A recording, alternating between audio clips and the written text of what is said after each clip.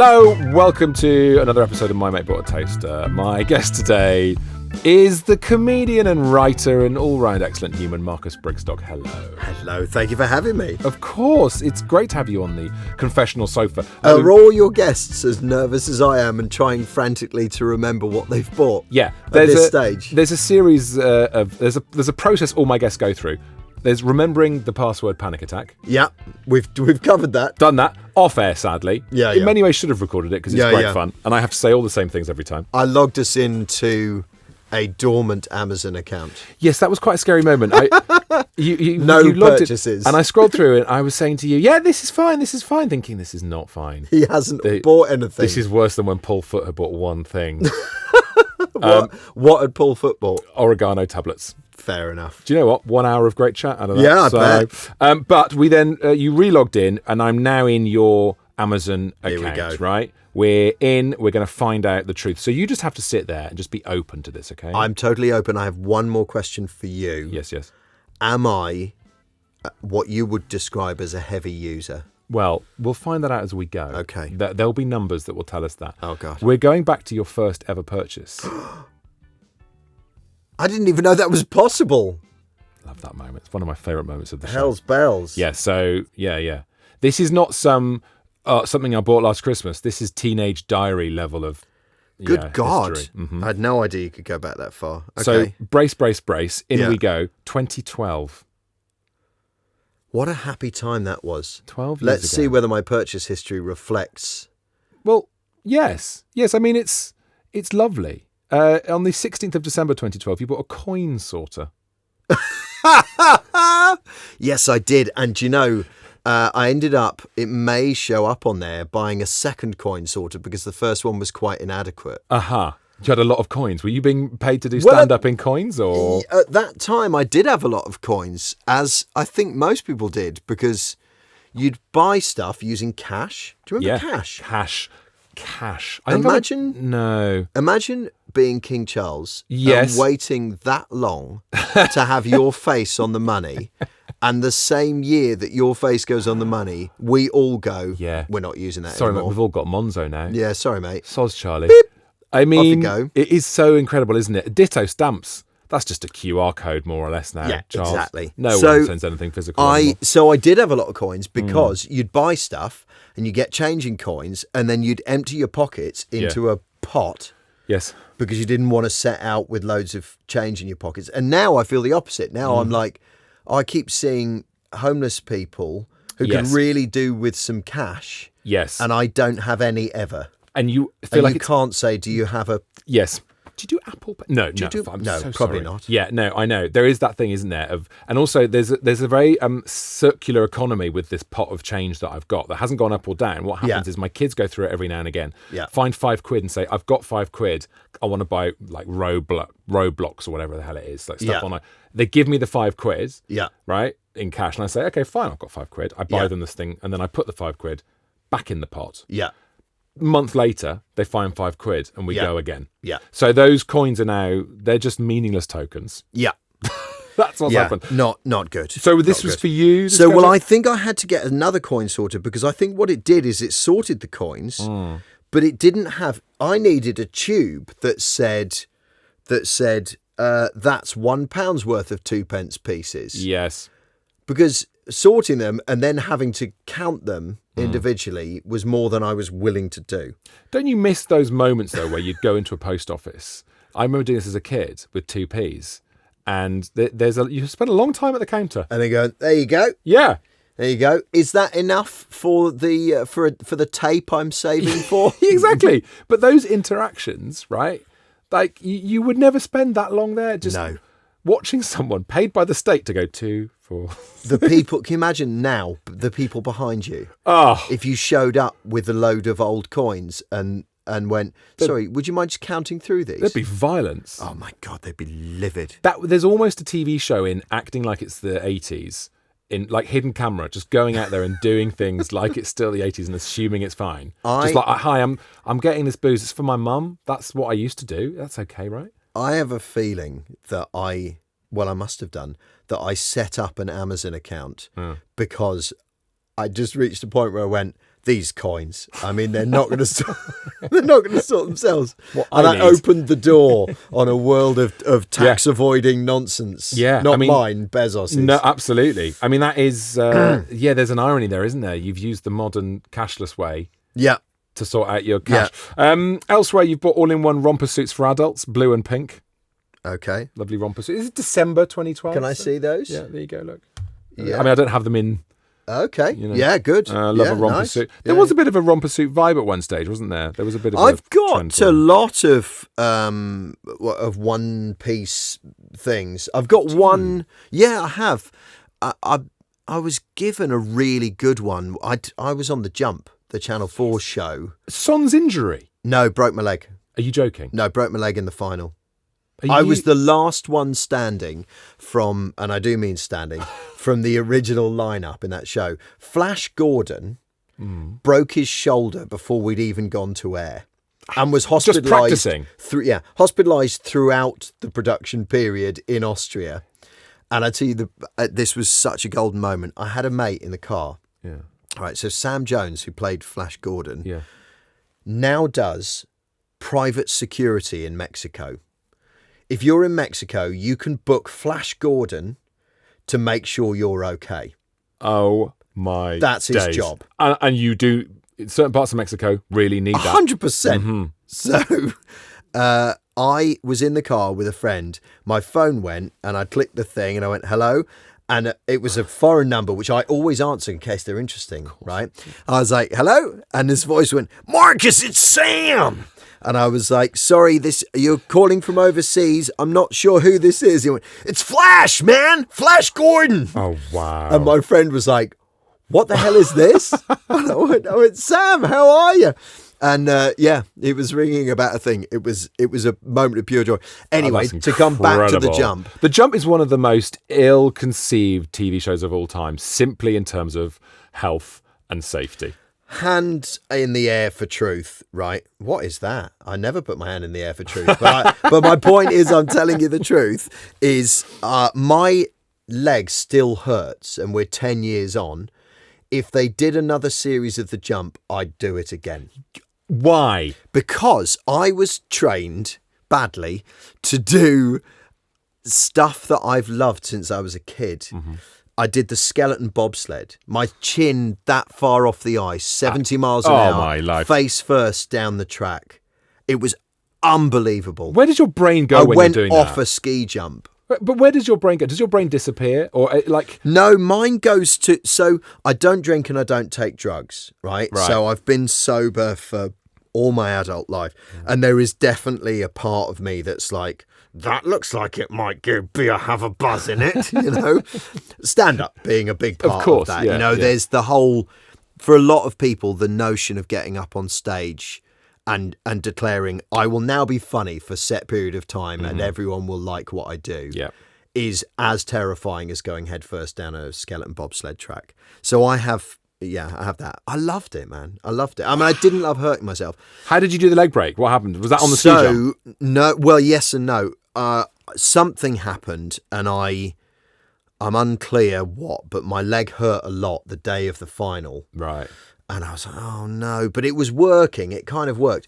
And the final race was between three of us and the other two were subs who'd had to be brought in because no one else was still okay.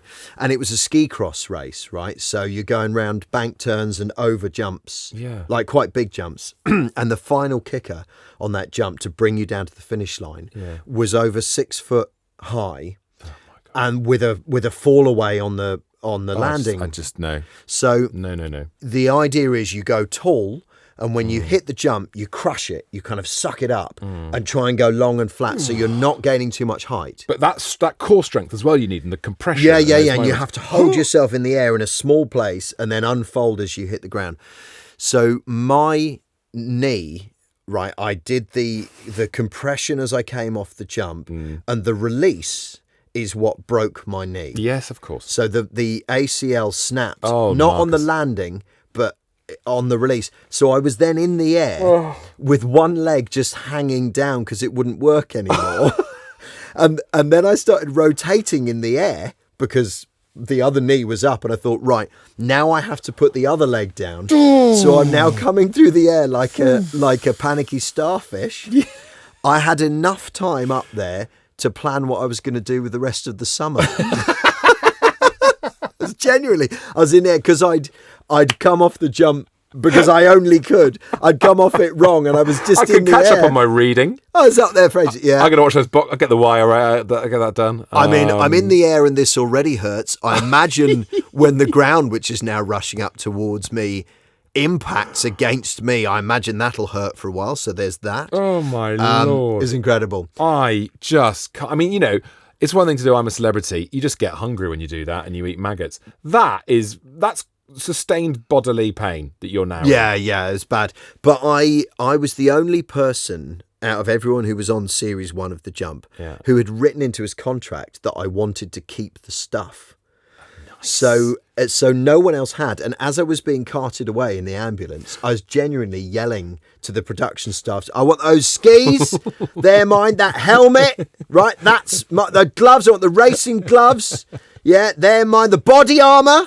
Right, I'm still wearing that because I can't take it off because of my injury. I've stuck little dots on all of them. And they're all mine. And I have still got it all. Well, they'll give you good kit, right? I've got great kit. So are you now a really good skier? Did it help your skiing? Yes, it did. Yeah. Proper game instruction. changer. But the thing about the what was it called? Not the jump. Was it called the jump? The thing about the jump was that it encouraged you to go and race when you're doing downhill stuff, right? Yeah.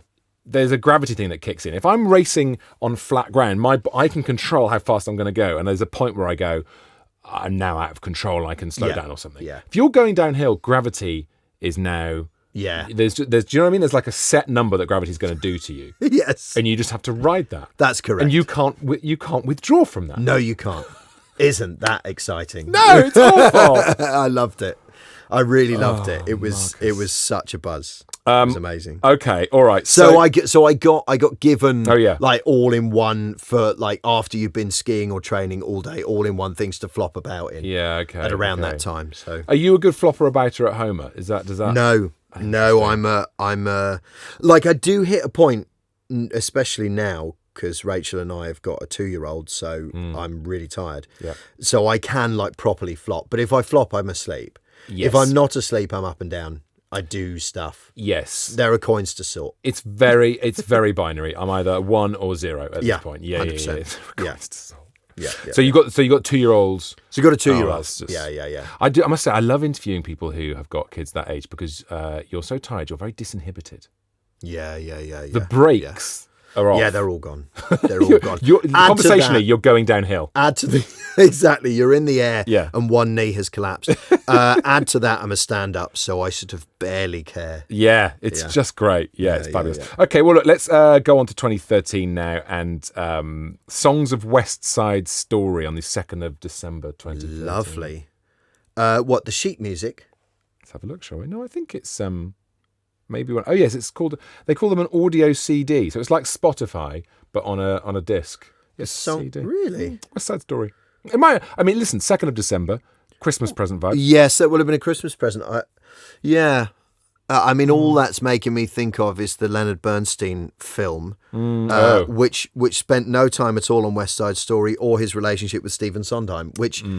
You know, for a straight man, I would say I'm unusually fascinated by. And they didn't bother with it at all. Where do you stand on the prosthetic nose thing from that film? I loved all that. I thought he did look fantastic. Great. He looked brilliant. And what a performance in a film I was scarcely interested in. Yes. I did one of those things. My wife was watching it on Netflix and I walked in the room and said, well, they can't afford colour cameras, so I don't know what I'm watching. Exactly. And then I was like... spent too much on his nose. Yeah, exactly. But Bradley Cooper...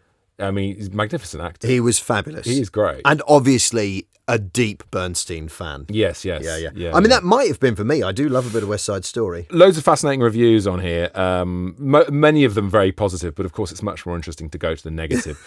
Kim has said, I don't know why I bought this, a moment of madness. The worst edition of these great songs I've ever heard. This is what I love. Did arrive in good condition, though. Nice. Do you know what I mean? Nice. Hence the 1 star. Like, fair dues. This was shite.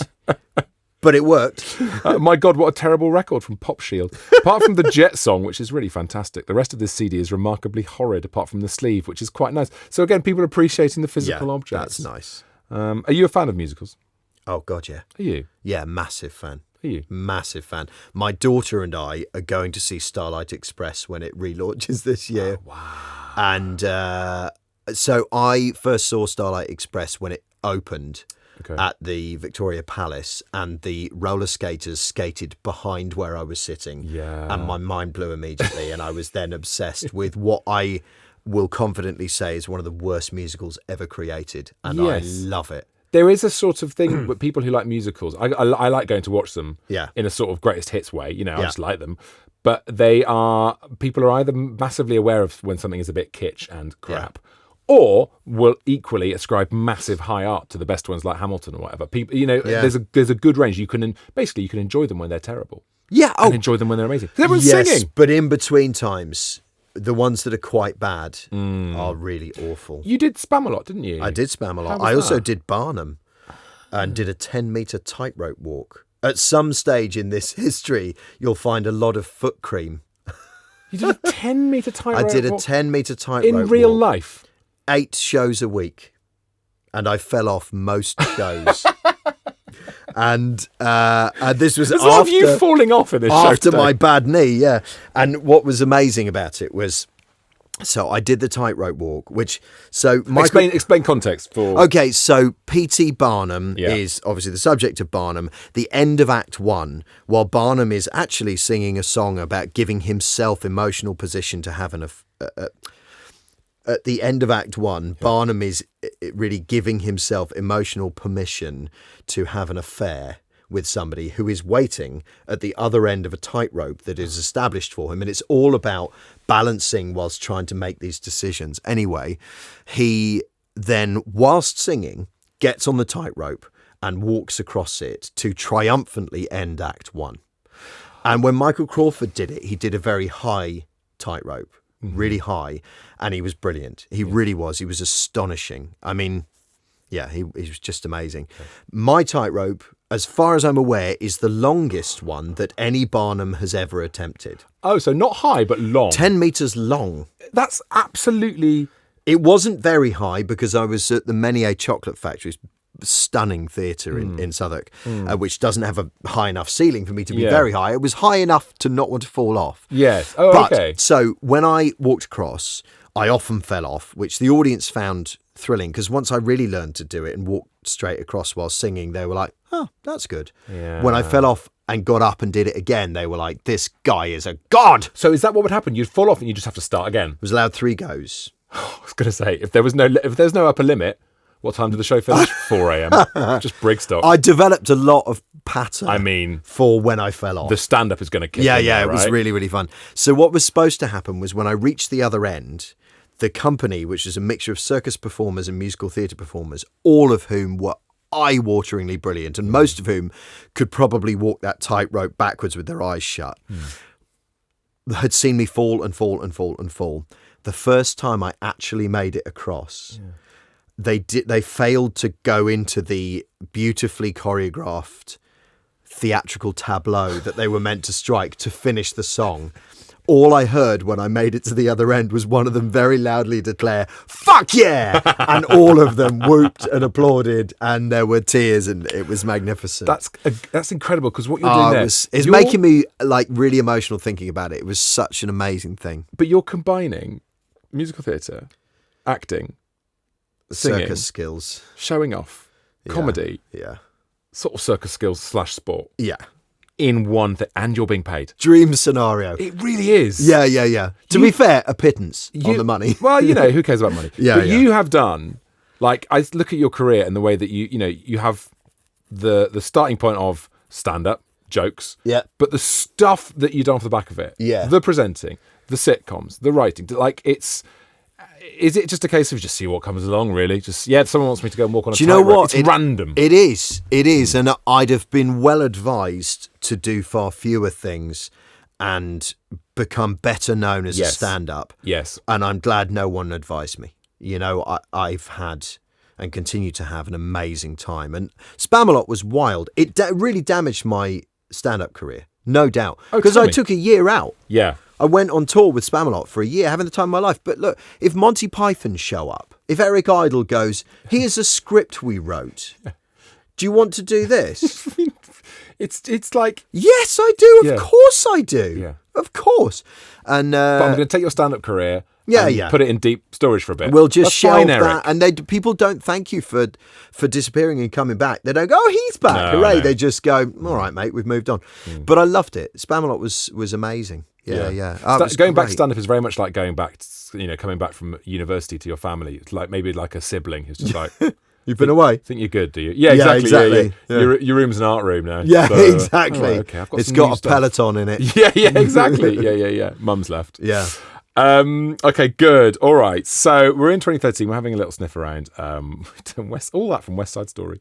This is excellent. 17th of January 2013 now. Beginning of the year. You spent 50 quid on a DVD box set of Entourage seasons 1 to 8. Entourage was massive. Do you know, it's so helpful that you've told me what I ordered then, because now I know where I was living. Because when you said 2013, I was like, yeah, that could be any number. I know exactly where I was living. I know who my partner was at that time. Right, yes. It was a chaotic time in my life, and I won't be embarrassed by watching Entourage, but I'll admit I should be. Yeah, okay. Watched all of it.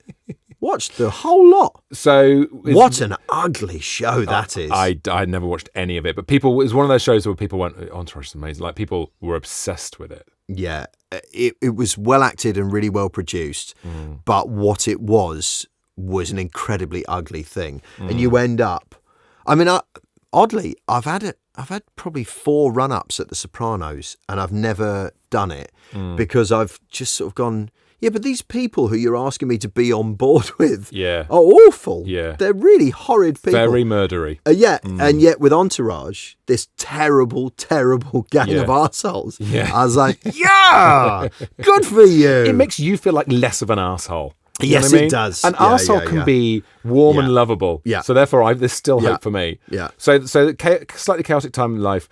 There's nothing better when you have the bad bits than having that regular show. Yeah, absolutely. Absolutely. And I just rinsed it with Entourage. Yeah. Rinsed it. Loved it. Yeah, okay. Loved it. Okay, all right, good. Definitely got me through. That was a pretty bad time in my life. Can we talk about that? Yeah, sure. So my wife and I had divorced, and I was living in a flat as near to my kids' school as possible. So one of the things I'm really proud of is after the divorce, I'd read that kids really struggle with the geography. Yes. It takes a really long time into late teens before kids understand, oh, that person's over there. Yeah. So, and I knew that, so I got a flat that was almost next to their school so that they knew where Daddy was, especially because I was also on tour a lot. Yeah. So, and I was always on the move. So this is primary school. This is primary. So I at least had a place where they were like, that's where Dad lives. And so the kids were there a lot. And that was, it was by no means an altogether unhappy time, but I was with someone who I was not right for and was not right for me. And look, I know that a lot of people, when they get divorced, sort of, it's a great moment of freedom and celebration and all the rest of it. For me, it was an invitation into a toxic mixture of grief and shame. Shame about how the marriage had ended, and feeling that was 100% my fault, and grief because when you set out to make something, a life with somebody and have children with them, if you are able to leave that without grieving it, I think there's something wrong with you. It's a death. That's right. It's a death of a life. And I wasn't sort of mentally well enough to grieve it or address the shame. I probably just had to be in the mess until I couldn't anymore. But God, it's interesting. People talk an awful lot about mental health these days, except they don't. They talk about mental illness. Very few people talk about mental health, and the mental health part of that, becoming well from that, was grieving it properly and addressing the shame and identifying, yes, I felt ashamed because I did these things, and I haven't excused them per se, but I understand why I made those choices. But it was definitely a bad time in my life and my kids' lives, and now having said all this out loud, it's been a while since I talked about it, I feel far less bad about watching Entourage. It makes 100% sense why I wanted some really expensive looking escapist bullshit. Yeah. Just wiping the tears away. Series 4 on that. Yeah. But it's what we do, right? Yes. That's what we do. You have to give yourself these little treats when you're in that situation. But also, I heard something really interesting. Caitlin Moran was talking about depression in teenagers, and one of the big things, and this applies to everyone of all ages, when people are feeling shit for whatever reason, we always try and not deny it, but we say, right, what do we do? And it's like, no, just feel shit. Stay there. And as stand-ups, we're never staying anywhere for long. We're sharks. That's it, man. We're moving on. No, stay there. Be present for it when it hurts. Because if you don't, you cannot be present for it when it's great. Yes. You'll be neither. And, Viktor Frankl's book, which you should find, I've ordered about 5 times. Every time I get myself a copy, I give it away. Okay. Man's Search for Meaning talks an awful lot about being present and simply being in the chaos. Viktor Frankl was a psychiatrist who ended up in, I think, 3 of the Nazi death camps and survived. Wow. And therefore is a fascinating person to listen to about how human beings meet the challenge of suffering. Yeah. And he describes suffering as, firstly, if you go searching for suffering, you're an idiot and you're dysfunctional, but that suffering is man's opportunity. It is the opportunity. It's the great question for mankind. How will you bear suffering? What will you do with it? And being present within it when it's real is really important. And did you do stuff with it? Did you turn it into stand-up? Was there any alchemy, or did you Yes and no. So now I'm able to sort of analytically talk about it like this, but no. Which you could, like a few years ago, this would have been like... Out of courtesy to my ex-wife, yes, I have never really talked about what happened. I did talk about the sort of mental collapse that I had after the woman I was living with at that time and I broke up, because that's when everything caught up with me. Okay. That's when I fell. Yes, okay. and I fell so hard, right, hard. That's as so actually the initial breakup was not the low point. That was no. Everything was being kept on in a terrible, toxic sort of bunker of doom, with the lid being sort of bolted down through various other dysfunctional choices day after day after day. Yeah. And then that does not sustain. No, it does not sustain, and it would need a lot more entourage to keep that door shut. Moving. Yeah. So when that relationship ended, the big iron door just burst its seams. And not the void. Did the void come in for you? Everything when the happened, void comes, man. That's why we just buy more stuff and avoid the void. Yeah. All right, look. So that's 2014. Let's crash on through. Okay, here's what we're going to do. By the way, in terms of the initial question which you asked earlier on, am I a heavy Amazon user? I'm keeping an eye on it. Yeah. What do you think? Moderate. Okay, good. I'm happy with moderate. Well, look, I can cheat. 2015, 90 orders. That's quite heavy. The acid test is always 2020. To see how many you ordered over 2020. Of course, during lockdown. And actually, I'm going to say still absolutely moderate enough to see the first thing you bought in 2020, which is a massive distraction. I don't know what it was. No, but 2020, 145 orders placed. Is that moderate? I'd say that's almost low. Wow. We have had, I think someone was in the 500s. We've had a couple of 400s in 2020. Okay. Fine. When you have Rachel on here, you need to cross-reference and add these numbers together to work out whether our household was reasonable. Okay, fine. All right, good. In which case, if that, as one person... And my teenage kids too. Yeah, good, exactly. We'll get all of them. Yeah. All right, so look, let's just go back now. So 2015 now. Okay, this is really weird. I'm just going to have to say what's happened. So I went to 2020, and the first thing I saw was locusts. And now I've gone to 2017, because I'm trying to go back and get back to the narrative. 2017, 27th of December, you've bought some locusts and Morio worms. Yes. Oh, you want to know why? I would. I mean, because I'm actually scared now. One of the most amazing things that Amazon does is send you via Amazon a bag if you want it, or little containers of live insects. So you can do a sort of I'm a celebrity, get me out of here at home? You can eat them. I've eaten locusts. Okay. Have I eaten Mario worms? No. Okay. Haven't. I've eaten the biggest. Order some more. The biggest insect I've eaten is a Chinese water beetle. Too big. Wing casing was disgusting. Oh Lord! What were we saying? Huge. Oh. A big lad, sort of five inches, something like that. Oh, no. I have I want to get the terminology exactly right. Yeah, a red bar amber lobe male panther chameleon called Roy.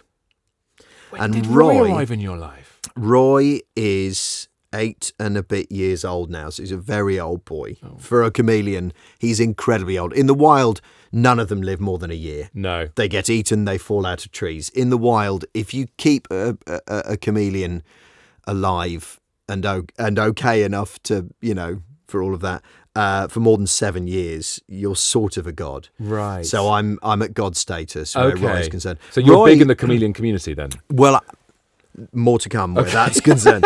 So Roy is so beautiful. Oh, He's such I love him so much. You say I love you, Roy? He's such never. You should. Because I know that he knows. Because wonderful. Roy communicates all of his emotions by changing colour. Oh. He's not disguising himself. He is telling you how he feels. And what colour equates to what feeling then? How does that work? Well, horny and excited is bright orange and bright yellow. Okay. Right? Yeah. I mean, if humans could do this, our lives would be so much simpler. I don't know, fake tan does imply that. Yeah, sure. So very dark colours may simply mean that he's trying to absorb a lot of heat. Okay. So he can almost turn himself black. He can go sort of grey. If he goes light grey and yellow, he's much too hot, and he's trying to reflect heat away and all the rest of it. His sort of resting state is a mixture of quite a vivid red and different colours of green with some really beautiful turquoise dots along his side. And he can, you just watch him do this, depending on how he is. So he'll go down, there's like a dripper in his vivarium where he lives that drips water because they'll only drink moving water, and he'll go down and he'll have a drink, and after he's had a drink he'll feel a bit pleased with himself and just give you a little colour display. This was nice. That is so good. He can also sort of... I really want to get a chameleon now. This is the most extraordinary 3 minutes of my life. He's so beautiful and so extraordinary. But it's an animal, but it's also like a sort of magic eye colour trick. You can just watch them. And relative to their size, their tongue explosion of course is, I think, the most powerful animal force on Earth. I think there may be a shrimp that can sort of fire a gun with its arse. Right, yeah. But the explosion of a chameleon's tongue is the most...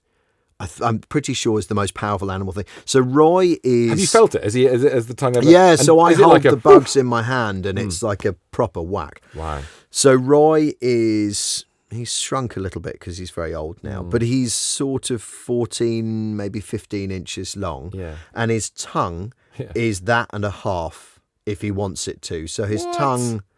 If I were Roy, I'd be able to lick you on the eye from here. Incredible. And we're feet apart. What a chat-up line. Yeah, it's really something. Yeah. So anyway... Did you say that? Did you say that to Rachel? The first time I did. Would you like to come and see Roy? I've learned a lot from my chameleon.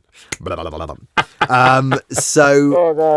And I, getting live food here, they'll only eat live food. Oh, has to be alive. So these animals are alive. So the locusts and the worms are alive. Oh, okay. So they're not even sort of deep frozen. So God, no. This is a niche thing that Amazon's niche, but bloody hell. There are some reptiles that will eat dead stuff, but not chameleons. It has to be alive. So when you start figuring out, this is amazing, Amazon will send you live locusts, right? Isn't that great? And live crickets and all the rest of it. I bet you're the only person subscribing to locusts. Yeah. So you can get a lot of locusts. You can buy 50 or 100 or more. Yeah. But if you do, they're going to come in a bag. Yes, of course, yes. If they come in a bag, you then have a job to do. Because you've got to get those locusts from a bag into something else where they can... The locusts also need to be fed so that what you're feeding your chameleon is also healthy. Basically, you've got a food chain in your house now. You have a food chain in your house. The first time I bought a bag of locusts from Amazon, I opened it in the house. Reptile keepers will do that once and once only. Right? If it's locusts... Isn't that a sign of the end of the world? Yes, That's is. Apocalyptic I animal literally care. unleashed a plague in my house. When it's locusts, they'll sort of run away and disappear. Yeah. And it's a nightmare. And you sort of find them a week later, but oh, goodness me, there's a locust. And there it is. I mean, I'd say send Roy out to get them, but he's sure. too old. The crickets, on the other hand, go where it's warm and dark and go... I'm on holiday. That's a very good cricket sound, by the way. So you're on holiday for the first, I'm going to say hour. Yeah. And then you're like, this is annoying now. And there's... Has Rachel ever said to you, it's me or the crickets? And two of them will communicate. So you'll get a cricket under the fridge, right? And you'll get a cricket under the dishwasher, and they will go... This is like a sort of Pixar movie waiting to happen. It's nuts, right? I love it. And then you're like, you suddenly reach a point where you're like, all the crickets have to die now. And then you're like pulling all of your kitchen apart, just trying to find them. And you go, yes, got them. Fantastic. Wow. And then you sit back down and you put the telly on. And there's another one. Drives you mad. So I learned, firstly, don't buy your live food in a bag. Right. And if you do, you need a giant container in the garden. Yes. And you have to shake them out into that, yes. Get a lid on it, and then get them all into another container really quickly. Just the image of you on day one, opening the locust like a bag of crisps. Yeah. Yeah. Guys! I tell you what they do, right? They work like the raptors in the original Jurassic Park. What, they find the one of them is tasked with distracting you. And the way it'll distract you is a big one will jump and land near your face. What? Right, and they'll go froing, and they'll land like really near your face and start moving. You go, right, there he is. I got to get that one. Meanwhile, the rest of them go everywhere there is. Oh my God. It's a home invasion. I mean, you will find them. If you have a fruit bowl, you'll find them in a fruit bowl because any green part that they can go for, they'll start eating. Yeah. Oh God, this is incredible. They're very, very plague-like. This might, honestly, Roy might be one of my favourite things ever on this show. Oh. We've done like 120 episodes. So final thing about Roy, please, unless you've got more questions. Well, I just feel like this should just be the Roy episode. So now. Roy's name is from the John Thompson, Carolina Hearn sketch on the Fast Show, Roy and Rini, where she went, whenever we go on holiday, I always say to Roy, we'll have to fly. What do I say, Roy? We'll have to fly. Yeah. And the whole setup is always that. What do I say, Roy? I look like an egg on legs. And then he'll say one thing where he doesn't exactly repeat it. And she hits him and goes, no, I didn't, Roy. I didn't say that, you great shower of shit. So Roy's full name is Roy the Great Shower of Shit. Oh, lovely. Because when you first set up a vivarium, they live on the higher branches. They're arboreal, so they'll always go to the top towards the light, and they want to climb and then have a poo. And he's literally a great shower of shit. So there we are. This is beautiful. Yeah. Wow. And I told John Thompson, I said, I was going to say, if you told John Thompson that. I have, I said, John, do you know my chameleon is named after your character? And he went, is he? Oh, that does sound like John Thompson. I get on really well with John now. Yeah. Like, weirdly, we talk about jazz mostly. Oh yeah, the jazz thing, of course. Yeah. He's a big fan. He's really knowledgeable, and he was jazz as well, wasn't he? Yeah, he was. Yeah. Nice. I mean, that did more damage to jazz. It really did. Anything caused else. So much harm. Him and Nora Jones. They ruined jazz. Yeah. All right. Good. Look, let's have a little romp through 2017 now. Okay. So, Destiny 2. This is on the PS4. Are you a gamer? Destiny 2? Yeah, it's a computer game. That sounds like my son ordered that, and I don't think I was aware he'd done that. How much was that? I'm billing him. 40 quid. I'm billing back. Yeah. I'm not a gamer, but there are a few games that I've played and loved so much. Yes. The Last of Us. I've not played that.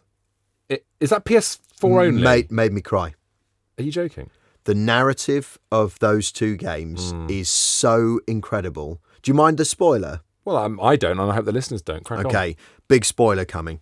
So you play as one character surviving, and it isn't run around and smash stuff up. You can't do that. You'll just be killed. It's zombies, right? So, it's sort of humans infected with a type of mushroom, basically. Yeah, oh yeah. And so you have to be very skillful, and you go on this big emotional journey with this character. and one of her big rivals in it, a big enemy, has killed someone who she cared about so much, which when that happens, like, that's close to tears. Wow. And then you're playing the game and the game sort of stops, and then you start playing as her enemy. And to begin with, you're going, I don't want this terrible person to survive. Fuck it, I'm going to put her out in the open and get her shot again. Yeah. And then you start playing as her and you see what happened from her point of view. Oh, yeah. And then at the end of the game, the two of them meet. Yeah. And I won't say which, but basically one of them has reached a point where they understand and they're sort of ready to forgive, and the other hasn't. I mean, it's like... It's just incredible. And people say... It's stunning. Computer games, mindless violence and all that stuff. And you're like, oh my God, the it's things stunning. you're getting from that. But don't get me wrong, there are things you need to club to death with a length of metal pipe. It's cartoon, it's in order to survive. But it really... the impact of that game, I thought was amazing. And a lot of... like big gamers hate it because because it challenges the whole, well, who am I killing? Obviously I'm killing a computer generated avatar who's got one or two things they can say and I can headshot, cool. Don't make me feel. But what this does is makes you go, who's that person then? Who are they? Who's their gang or family or whatever? Really great. But the reason we like a game, like I love Call of Duty games, similar to you. I'm not a gamer, but Call of Duty and weirdly Mario, love. That's it. That's me, basically. Yeah. Because they, and it's the same, I guess, with all good art, isn't it? They make sense of everything. They put everything into that. And it simplifies. The challenges might be complicated, but the world is simplified. Here's a world you can theoretically control. Exactly. With enough practice, you are in charge. Don't put the mirror at the other side. Don't flip this, because I'm not going to enjoy it. And like with stand-up, yes, every time I begin a new tour with the blank page in front of me, I'm back to, I can't control anything. So yeah, the world of computer games is actually, I ought to play games more, but I don't have time. You have a 2-year-old. I have a 2-year-old. I mean, that is... The main game is picking up the stuff he drops. And then he drops it again. While he sings, he's got a song that he's brought back from nursery. Oh, yeah. Where he sings. It's really lovely, right? So when you're tidying up, he sings, tidy up time, toys away, everybody's helping, toys away. And he sings that while I tidy up his stuff. While he's watching you? Yeah. Is it a very posh nursery? do all the kids, all the little Lord Fauntleroys sit around in a circle watching the stuff? Yeah, in their velvet shorts. Eton Nursery. I do recommend it. Yeah. All right, look, let's plow on ahead because we're running out of time, Marcus Brigstocke. Oh, it's so annoying. I hate because of time. Roy. Oh, God, Roy is just like a spin-off. he's taking all the time up. Fantastic. Okay, look, we're in 2021 now, okay? So the pandemic's gone. You and Rachel... Do you know, so I would just describe something for you. Go on. I feel so much like emotionally safer in 2021. I know there's nothing that's going to come up that's going to sort of make me feel like, oh, God, I have to explain this. Do you know what I mean? Yeah. Because it's recent enough. It's in the best part of my life. Back to 2018 in that case. No. We like to, I mean, we like avoid. We like to, as the show begins its descent into landing, we like to have nice things and happy memories and good stuff. Good. And 2020, obviously, the usual caveat, pandemic awful. Sure. But you and Rachel, excellent work on the social media. Thanks, man. It was good stuff. Briefly explain. If anyone didn't stuff. see it, just explain briefly what you and Rachel So did. we both had COVID early doors and were very poorly with it, and someone in our infection cluster died.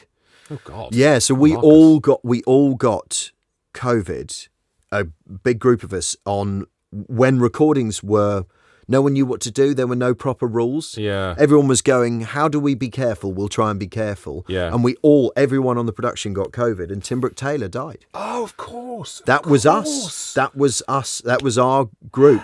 So we sort of got better at around the time that Tim tragically and suddenly died, and we were like, my God, this COVID thing is...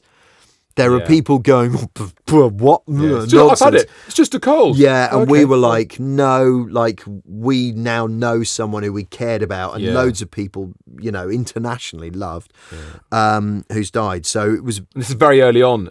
Really early, really, really early. We didn't know really anybody else who'd had it. So then we came out of it going, Christ alive, thank God that's over. And then realised properly all our work had gone. Anyway, we're then in that place sort of a month after everyone else of going, what do we do? This is weird. How do we fill our time? And put on, I think it was an Iggy Azalea song. And Rachel just stood up with a bit of cabin fever and lip synced to all of it. And I went, that was so cool. I filmed it and I put it on Twitter and went, this was our day. Yeah. And loads of people who were all at home went, holy shit, that was good. And then I went, well, I'm not having this. So I did Boom Shake the Room. Yes. The next day, and people went, all right, Brigstocke, that was good. Rachel, you got a reply. And Rachel came back, I think, with Tightrope by Janelle Monáe. Oh, so and good. And nailed it. Tightrope was my entry level for this. Right. That's when I started this journey with you guys. Yeah. Well, that was big. Rachel was amazing. Then I said to Rachel, do you have any idea how much dress up I have? Because we'd not been together long, right? And she went, no. And I basically opened the 3 places where I keep dress up. Oh. So it's partly fancy dress, it's partly festivals, it's partly Prince Fest, which was a kind of lip syncing Prince thing that I'd done, and just loads of silly character comedy I'd done from over the years. So we had a treasure trove wardrobe. An archive of nonsense. Yeah. And you guys only just got together at this stage, and you're in lockdown. We'd got married, so we'd been together a year and a half. Okay. But Rachel definitely hadn't been into all the cupboards and corners in the house because we'd not lived together that long. Can I just take a step back here? This is a whirlwind. This is in 2013. Here you are with Entourage in a low point, and you'd have thought before that your family life was going in that direction. And then 2020, there's a pandemic. Yeah. And you're lip syncing and married to a girl called Rachel. I know. Magic. Not just a Rachel, it's Rachel Paris, guys. She's so cool. She's so cool. Yeah. And so funny and so gorgeous. So having done all the therapy work, and I really had, I had sorted my shit out. Yeah. I actually reached the end of work with a therapist where we agreed, oh, we've done this. We're now done. And we stopped, which is a rare thing. And people, in my view, no judgment, but should be working to an end point with a therapist. Yes. It's not endless. It's like not showing up a computer game. There should be an end in my view. Sometimes that takes years and all the rest of it. So I was. How long did it take? How long was your? Well, that's hard to answer, but with that particular therapist, once we'd really identified the work that needed to be done, it was once a week for the actual work was probably a year, I would say. Crikey. Yes, it's a lot. It's a lot. But then, the rehab on my broken the jump knee took more than a year, and I didn't finish it. I should have done it properly. Then this wouldn't hurt like it does, and I didn't finish it. But I did finish the therapeutic work, and that doesn't hurt unless I poke it. Yeah. So I was in a really good place, and so when Rachel and I got together, it was pretty obvious quickly that we were like, yeah, this is really good. This is amazing. And Rachel... I remember when I first heard that you guys were together, and I was like, what the fuck? I speak on behalf of the whole comedy circuit. Just went, no, Marcus Brigstocke. Yeah. And Rachel Parrott, Yeah, good times. And then in lockdown, we've seen the videos, and I'm like, those guys are... I remain as astonished as you were. Well, no, but so, you see the videos, and you're like, they're absolutely... So happy. Great. We make each other laugh an awful lot. And then the lip sync battle thing became massive, and then then we started doing Tuesday Night Club, which was our live show, which we did every Tuesday, and we kind of started it going, all right, well, people can pay £3 and it's a live Zoom gig with a virtual front row, and we'll see, and maybe we can cobble together half an hour between us. We did a 90-minute show every week for a year and a half through the pandemic. It was incredible. It's so good. So, and we had such a good time. And then that set us up perfectly for the podcast that we're now finally making. But when the pandemic ended, we were so keen to get back out into the world. We went, okay, bye. Rachel did her thing and I did my thing. And now we've come back to the podcast. How was it for you? Basically doing loads of what we were doing on Tuesday Night Club, which is looking at, okay, what are the things that we've done and what did we really think about them? Nice. So it's kind of a review show. Yes. But for example, we're not reviewing like we went to see Oliver at the West Yorkshire Playhouse. It happened to be utterly brilliant, but we didn't review the show. We reviewed travelling on a train with friends. Yeah, nice. As an experience, because that will really challenge your friendships. Yes. Right? It's not simple. People have different travel agendas, especially if you're a stand-up, right? I bet you're super good at getting to a gig when you need to. And if you have to travel with someone else, you're like, I'm really good at this and I know how to do it. Can't bear it. Cannot it's awful. bear it. Slightly controlling. Yeah, so we reviewed that. Rachel wants to get on a train with at least 10 minutes to spare, sit quietly and read a book. And I want to spend at least 40 quid in M&S food as well. 100%. I want the M&S, but I want to get on the train as the doors are going beep, beep, beep, beep, beep, beep, beep, Oh, beep, beep. no. That for me... Oh, you monster. That is so satisfying. I'm like, oh my God, I haven't wasted a second. Oh, no. You're a train... wrong deviant. You're a train deviant. Then if I am travelling with friends, I want to chat. Oh, God, you're my nightmare. I want to chat the whole way. I remember I would go and do gigs, get the train back if I was on first or second, and I'd see the other comic. And it could be someone really, really nice. And I'd be like, I can't. I'll have to hide. Oh, no. Yeah, I would go and hide. And I would sit and read or do a Sudoku. I'd be the guy going, hey! Oh, Hey! Please. I don't know who that is. I'm in the next door carriage. I'll come and find you in a minute. We'll just put into Euston. Oh, don't worry. I'll come in. I'll get my stuff. But then, can I just say, here. Conversations on trains, I'm completely self-conscious about them. Because then I'm thinking, people listening. Yeah, because there is a limit to what you can talk about. It certainly is. Of course there is with anything. Yeah. You're just like, we must be so annoying. And I will then look at people sitting nearby and go, headphones, fine. Headphones, oh no. Yeah. That person can literally hear me. Yeah. Dude, I can't Have bear you it. ever, when you're gigging in Brighton and you get the train back to London, have you played, and this is not a nice thing to do, but I'm going to say it because I do it. Yeah. Have you ever played Drunk or Disturbed? Yeah, that's great. Tramp or hipster? Yeah. Yes. Yeah. Who's this guy? Is he a character or is this someone desperately in need of help? Very, very good game. You do have to ask at the end, though, to get the answer. That's the problem. Yeah. It has to be an endpoint. Excuse me. So before I go. Excuse me. Sorry. Are you having a mental health crisis or are you simply drunk and you've misjudged this? Oh, okay. Yeah, I won. Cheers. So that's how was it for you? That's great. So this is the new podcast. You and Rachel. This is our new podcast, where we've sort of just arrived. Years after we did all of that. But yeah, the lip syncing thing. And you should find in amongst the sort of 2020, I think I did order a new smoke machine because mine was broken. There's a bubble machine here I'm looking at. Yeah. There's all sorts of stuff like that. Yeah, there's a lot. Fantastic. There's a lot. So Amazon has brought the all the kit to help you create this online world. Yeah. It's brilliant. All right, look, so as we cruise towards 2024, all right, as we get towards present day, what I'm going to do, Marcus, I'm going to look at the past 3 months. I tell you what, your life, ups and downs. 100%. Literally in terms of the ski jump. Yeah. There's been a lot. Yes. We've had divorce, knees, chameleons, viral success. Yeah.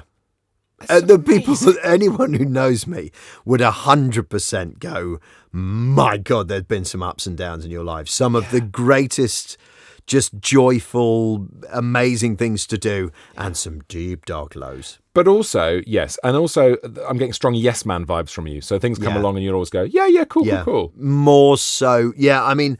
Have you changed then? Do you think you're more like that now? Well, now we've got a 2-year-old, so I'm much more mindful about what I say yes to. And I was, like when my big kids were young, I said no to an awful lot.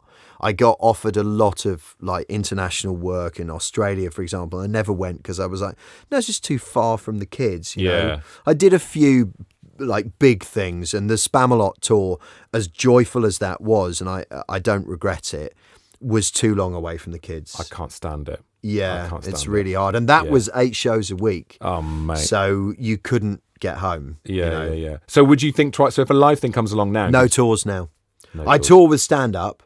Yeah. And I get home as much as I possibly can, so I will never now go away for more than 2 nights a week. But a lovely West End run. 8 shows West a week. End run 100%, but I won't go on a theatre tour. No, they're hard. It's just what you do in the day.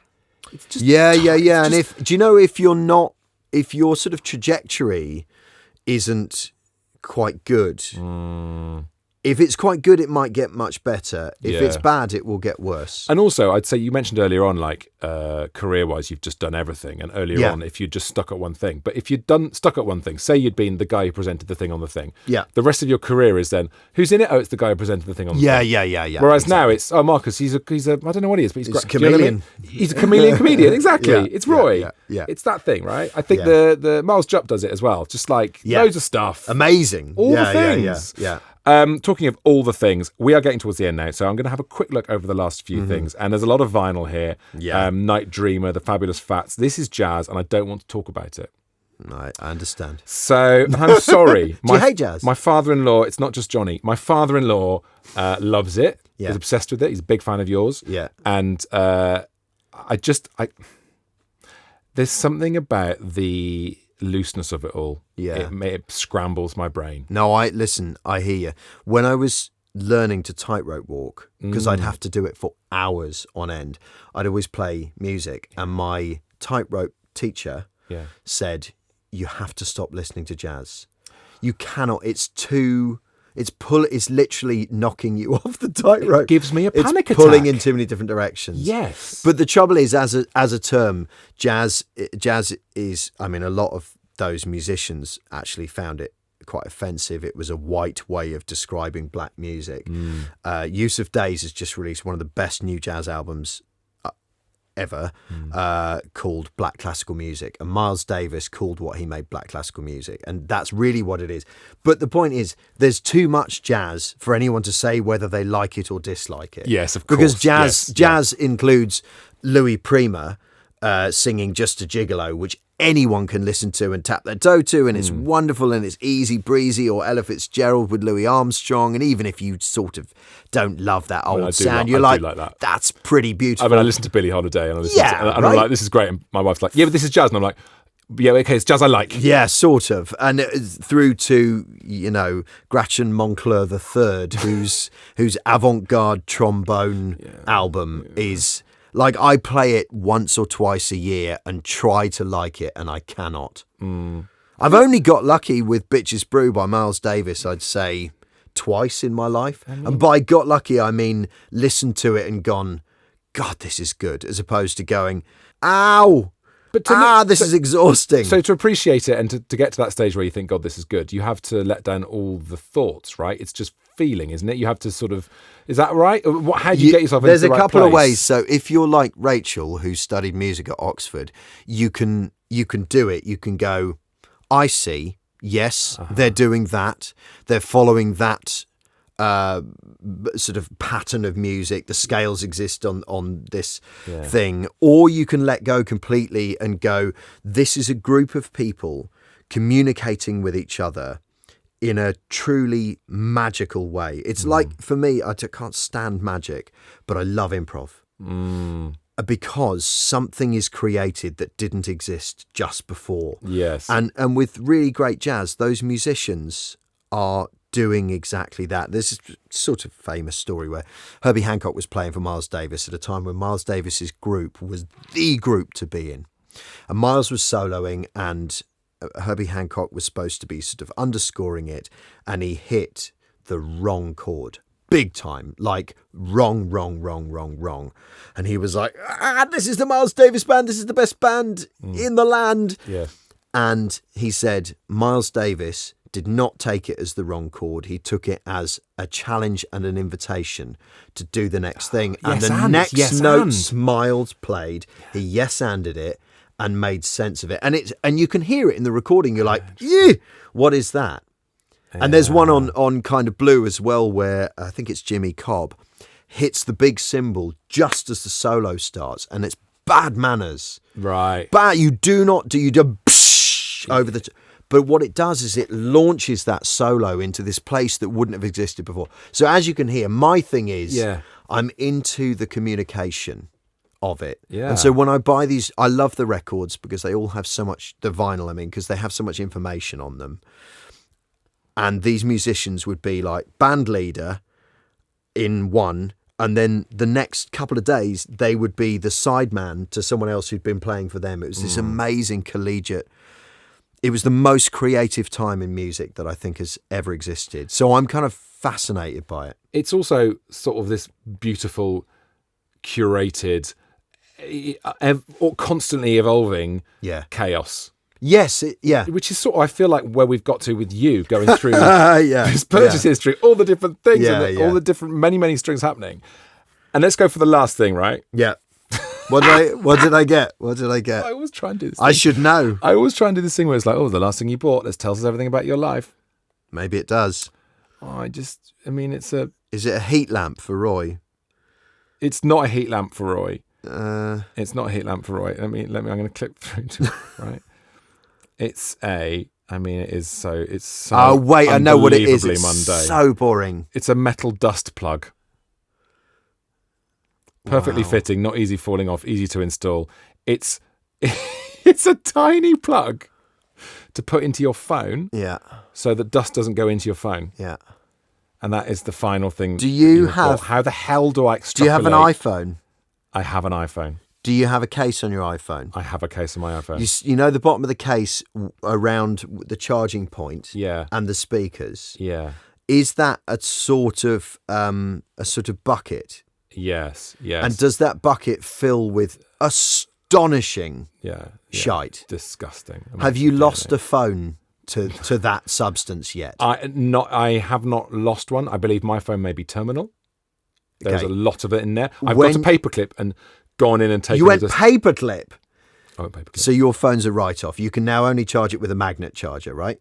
No, it's still okay. Oh, you can still plug it in? Yeah, I went carefully. Okay, I've lost 2 iPhones to the content that's in there and me trying to fix it.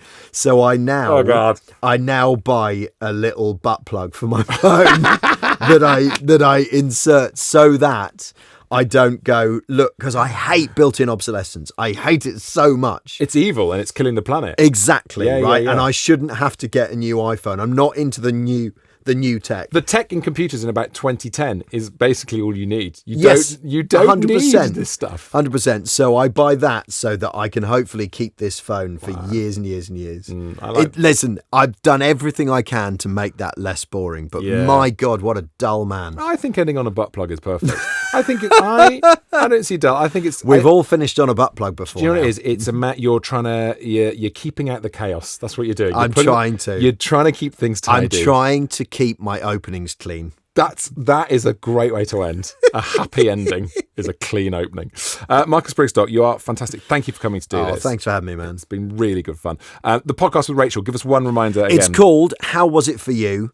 And we are, including Amazon purchases, we're just reviewing the stuff that comes into our life. Experiences, journeys, products, foods. I mean, if I had my way, every week we would be reviewing different types of tinned fish. But Rachel has laid down the law and said it's probably one every 6 months. Have a mackerel special. Oh my God. Every now and again. It's good. Obsessed with the tinned fish. But yeah, it's just, to be honest, it's just like this, which has been absolute joy, by the way. It's a mixture of occasionally real big conversation and trying to make each other laugh. Yeah, that's what you've got. Love it. There's nothing else to love. Marcus Brigstocke, thank you for coming on the show. Thanks. It's my mate.